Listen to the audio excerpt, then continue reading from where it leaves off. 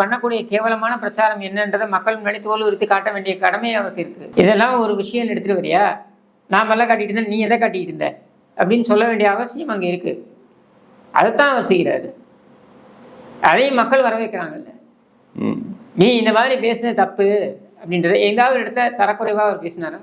இல்லை, பேசல. ஆனால் உதயநிதி பேசின தரக்குறைவாக இருந்ததா? நிறைய இடங்கள்ல இருந்ததா? அப்போ நம்மளுடைய கேள்வி என்ன? நீ உன்னுடைய தரத்தை காமிச்ச, அவர் தலைவராக அவருடைய தரத்தை காண்பித்தார். மக்களே ஒப்பிட்டு கொள்ளட்டும். யாரை கொண்டு எங்கே வச்சுருக்கீங்க நீங்கன்றதை நீங்களே ஒப்பிட்டு கொள்ளுங்கள். காமராஜர் கருணாநிதி பற்றி சொன்னது தான் எனக்கு நினைவுக்கு வருது. என்னுடைய நாற்காலிக்கு ஆசைப்படுகிறார் காமராஜர்னு சொல்லும்போது, நீ எல்லாம் உட்காந்த இடத்துக்கு நான் ஆசைப்படுவேனா அப்படின்னு காமராஜர் சொன்னார் இல்லையா, அதுதான் எனக்கு நினைவுக்கு வருது. அதனால் நீங்கள் மக்கள் தான் யோசிக்கணும். இந்த மாதிரியான ஒரு உயர்ந்த பதவிக்கு யாரை கொண்டு நம்ம அமர்த்தி இருக்கிறோம் அப்படின்றத சிந்தித்து பார்ப்பதற்கு இது ஒரு நல்ல வாய்ப்பு.